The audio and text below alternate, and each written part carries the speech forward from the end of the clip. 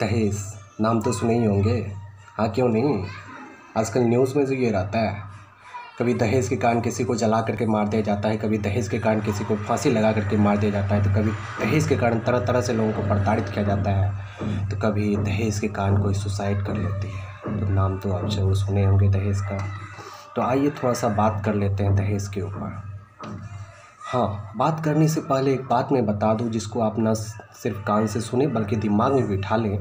और ये बात है कि जब आप किसी पे दबाव बना करके दहेज का एक छोटा सा टुकड़ा भी लेते हो ना, तो ये आपकी नामर्दी की निशानी होती है। जी हाँ, बिल्कुल सुना है आप, सही। ये आपकी नामर्दी की निशानी होती है। दूसरे शब्दों में हम इसे ऐसे भी कह सकते हैं कि जब कोई किसी पे दबाव बना करके दहेज लेता है तो वो मर्द ही नहीं होता है, ठीक है, वो मर्द ही नहीं होता है। तो आइए हम इसका शुरुआत करते हैं कि आखिर दहेज में क्या बुराई है और इसका क्या सॉल्यूशन है। तो बुराई तो इसमें बहुत सारे हैं। बुराई ये है कि इसके कारण कई पेरेंट्स अपने बच्चों को पढ़ाते तक नहीं है, क्योंकि बचपन से ही वो दहेज जोड़ने लगते हैं, ठीक है। बहुत सारे पेरेंट्स अपने बच्चों को नहीं पढ़ाते हैं और बोलते हैं कि ये दहेज के लिए हम पैसा जमा कर रहे हैं, ठीक है। तो ये एक बुराई है। दूसरी बुराई ये है कि बहुत सारे पेरेंट्स जो हैं लोन लेते हैं, बहुत सारे पेरेंट्स जो हैं अपने ज़मीन जायदाद बेच देते हैं, बाद में नहीं भर पाते हैं उसको, मतलब लोन नहीं चुका पाते हैं, तो वो खुद सुसाइड कर लेता है। तो इस तरह से मैंने देखा कि ना सिर्फ ये लड़कियों के लिए हानिकारक बल्कि उनके मम्मी पापा के लिए भी हानिकारक है ना। और दूसरी बात, इस दहेज के कारण जो है कई बार लड़कियों को सुसाइड करना पड़ता है, कई बार उसको जला कर मार दिया जाता है, कई बार फांसी लगा करके मार दिया जाता है। तो तरह तरह से ये जो है लड़कियों को परेशान किया जाता है दहेज के लिए। लेकिन एक बात तो आपको पता ही होगा कि लड़का और लड़की में कोई फ़र्क नहीं होता है, ठीक है। लेकिन हम सोसाइटी में तरह तरह से फ़र्क बना दिए हैं, तो इस फ़र्क को मिटाना होगा और इसका सॉल्यूशन एक ही है।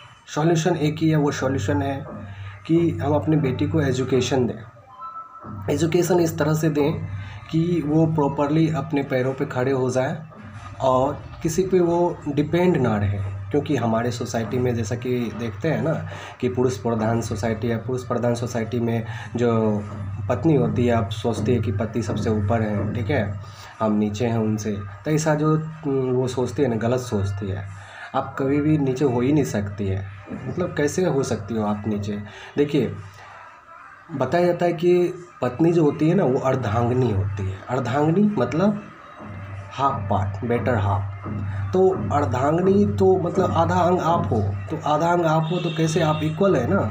तो आप इक्वल हैं, तो इक्वल हैं तो आप सोसाइटी में भी इस बात को समझना होगा, ठीक है, कि औरत और मर्द, जो लड़का और लड़की होते हैं, इक्वल होते हैं, ठीक है। तो अब इस बात को आप भी समझिए और लड़कियों को ज़्यादा से ज़्यादा मेरे ख्याल से एजुकेशन देना चाहिए, जिससे कि एजुकेशन मिलने पर ही वो, ठीक है, सही से अपने लाइफ को एंजॉय कर पाएगी और किसी पे डिपेंड नहीं रहेगी। एंजॉय कर पाएगी तो डिपेंड नहीं रहेगी मिंटू से।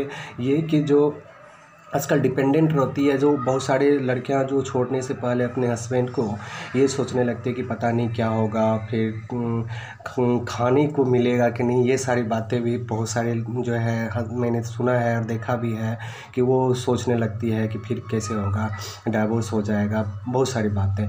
तो इसके लिए भी मैं बताऊँगा कि जो एक डाइवोर्स वाली जो लड़की होती है ना वो अच्छी होती है कि मरी हुई लड़की से अच्छी। आप अपने मम्मी पापा से पूछिएगा कभी कि जो अगर उनको बेटी चाहिए या मरी हुई बेटी चाहिए, ठीक है, एक डाइवोर्स बेटी चाहिए या एक मरी हुई बेटी चाहिए, तो जाहिर सी बात है वो डाइवोर्स बेटी को ज़्यादा अपनाने का सोचेंगे, ठीक है। कि सिंपल सी बात है, अगर आप अपने लाइफ में ज़ीरो हो, कुछ भी कर रहे हो तो ये बड़ी बात है ना। तो लेकिन ऐसा है कि जो आप छोटे छोटे कारणों से आप मर जा रहे हो, तो ये सही बात नहीं है। जितना मतलब लड़कों को जीने का हक है इस दुनिया में, उतना आपको भी है। तो आप अच्छे से जिए इस लाइफ को, ठीक है। तो ज़रूरी नहीं है कि आप किसी के अंडर रहें और जैसा है कि जो एक ये बंधन हो गया है तो बंधन में बंधे ही रहोगे, ऐसा नहीं है, ठीक है। आप चाहो, अगर आपको ऐसा लग रहा है कि आप सही से नहीं रह रहे हो उसके साथ में, तो आप उसको छोड़ सकते हो।